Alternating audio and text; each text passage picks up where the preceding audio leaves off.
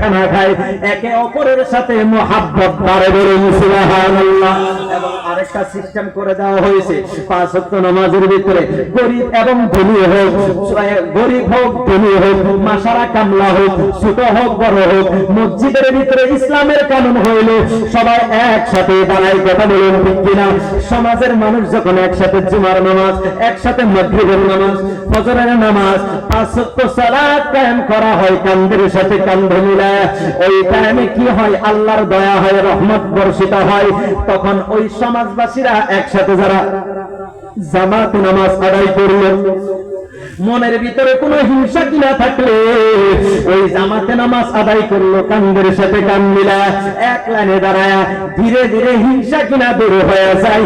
একসাথে নামাজ পড়লে সমাজের ভিতরে একে অপরের সাথে মহব্বত পয়দা হয়, সুন্দর পরিস্থিতি কায়েম হয়। এটার নাম হইল ইসলাম। একটু জোরে বলা যাবে না সুবহানাল্লাহ। বুখারী শরীফের আরেকটি হাদিস, আমার আপনারা নবী বলে, ওই ব্যক্তি প্রকৃত মুসলমান। লাস্ট নুসখাগুলো আপনাদেরকে দিতেছি। মুসলমান তো আমরা নামে হয়েছি, কামে এখনো হইতে পারি না। ওই ব্যক্তি প্রকৃত মুসলমান, যে নিজের জন্য যেমন ভালো চিন্তা করে আরেকজন মুসলমান ভাইয়ের জন্য ভালো চিন্তা করে। এটাও বুখারী শরীফের হাদিস, কিতাবুল ঈমানের ভিতরে হাদিসটা আসছে। আমার নবী বলে, তুমি যেই নিজে নিজের জন্য যেই চিন্তা করলা, আরেকজন মুসলমান তোমার আরেকজন ভাইয়ের জন্য সেম চিন্তা করা, একে বলা হয় মুসলমান। আর আমার নবী বলে, আল মুসলিমু মান সালিমাল মুসলিমুনা মিন লিসানিহি ওয়া ইয়াদিহি, রাওয়াহুল বুখারী। বুখারী শরীফের ভিতরে হাদিসখানা রয়েছে, মিশকাত শরীফের ভিতরে রয়েছে। আমার আপনার নবী বলে, ওই ব্যক্তি প্রকৃত মুসলমান, যার হাতের দ্বারা অন্য কেউ কষ্ট পায় না, যার জবানের দ্বারা অন্য কেউ কষ্ট পায় না। এইভাবে যে ব্যক্তি চলতে পারে, ওই হইল আমার খাঁটি উম্মত, ওই ব্যক্তি হইল প্রকৃত মুসলমান। তো প্রিয় মুসলমান, এখনো যদি আমাদের ভিতরে বিভ্রান্ত রয়েছে, এখনো যদি সমাজের ভিতরে একজন আরেকজনের সাথে ফাইট আছে, ফাইট গুলো ছেড়ে দিয়ে এই জলসা থেকে আমরা ওয়াদা করব, আগামী জলসা আমরা সবাই মিলাদুতি হিসাবে করব, হিংসা কিনা ছেড়ে দেব। আমার নবী বলে, আল মুসলিমু আখুল মুসলিম, এক মুসলমান আরেক মুসলমানের ভাই। সমস্ত মুসলমান ভাই ভাই, প্রিয় মুসলমান, আমরা যাতে ভাই ভাই জলসা থেকে এই মেসেজটা আমি দিতে চাই। লাস্ট মেসেজ হচ্ছে এটা, আমরা যাতে মিলাপ্রীতিতে চলি। মিলাপ্রীতি আমাদের ভিতরে যত বাড়বে, তত আমাদের পাওয়ার বাড়বে। যতক্ষণ পর্যন্ত আমরা এক হইতে না পারবো, আমাদেরকে রাস্তাঘাটে পিটাই করে মানুষ করে না, করে কি করে না। আমি দেখেছি আমাদের এরিয়ার ভিতরে, আমি নাম বলবো না, একজন আমাদের মুসলমান ভাইকে খুব অত্যাচার করা হইল, রড নিয়ে মারতে গেল।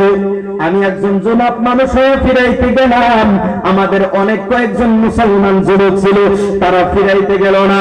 এটা বেশি দূরে হয় নাই, খারেদিঘি টাউনের ভিতরে হয়েছে, আমার চোখের সামনে।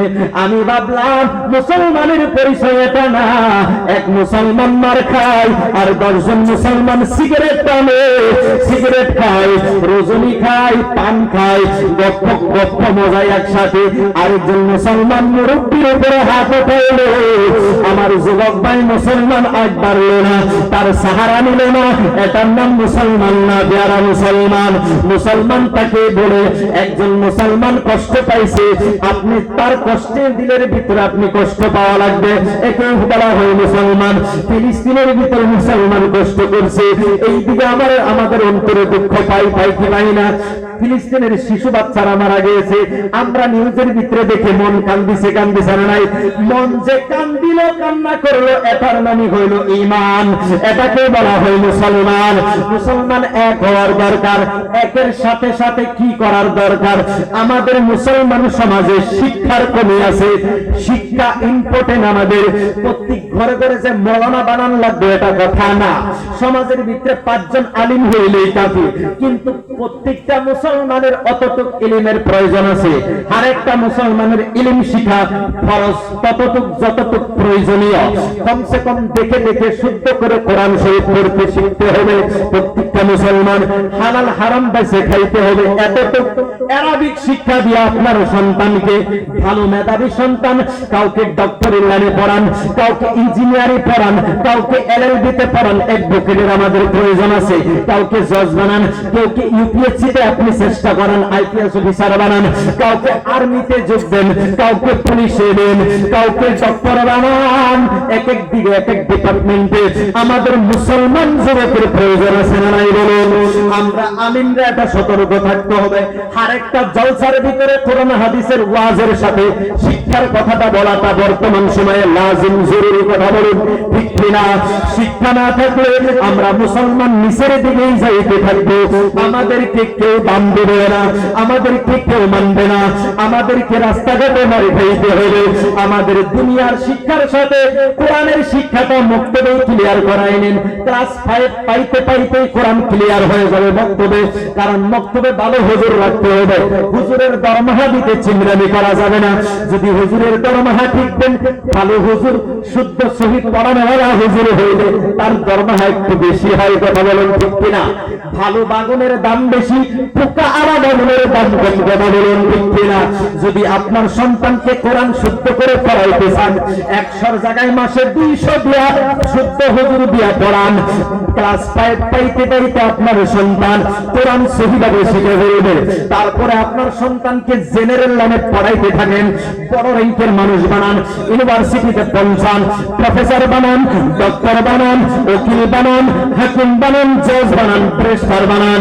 আপনার সন্তানকে ইঞ্জিনিয়ার বানান, আপনার সন্তানকে প্রফেসর বানান, আপনার সন্তানকে মাস্টার বানান।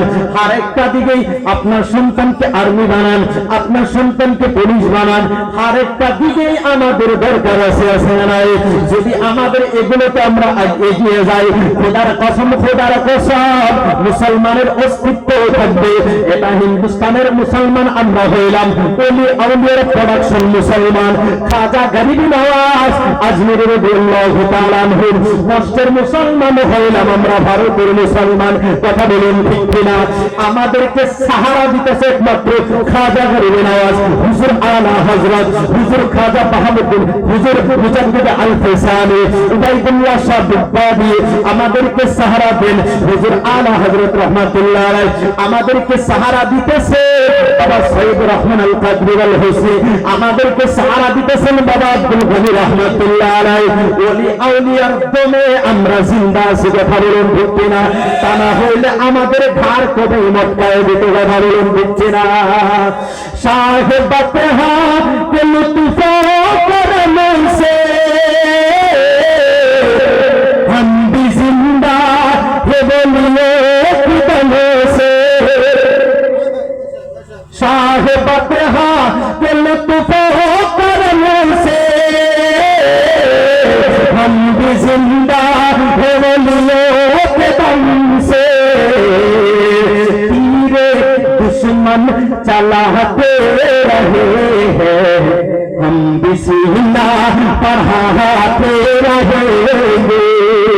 तीरे दुश्मन चलाते रहे हैं, हम भी सीना बढ़ाते रहेंगे। हम वो सुन्नी, हम वो सुन्नी, हम वो सुन्नी है, डरते नहीं है। तीरे दुश्मन चलाते रहे हैं। सुभानाल्लाह बोलুন না? রাইত অনেক হয়েছে, জজবা কিন্তু কেমন নাই। এটাকেই বলা হয় ওলি আল্লাহর প্রেমিক, এটাকেই বলা হয় রাসূলুল্লাহর প্রেমিক, এটাকেই বলা হয় আল্লাহর প্রেমিক, কথা বলুন ঠিক কিনা? যারা মুসলমান অনেক টাইম কাটিয়ে দিচ্ছি, আমি বলতেছিলাম আমার কারণ একটা অভ্যাস, ওয়াজ করলে আমার টাইম মনে থাকে না। আমি কতক্ষণ বলি আমি নিজেই জানি।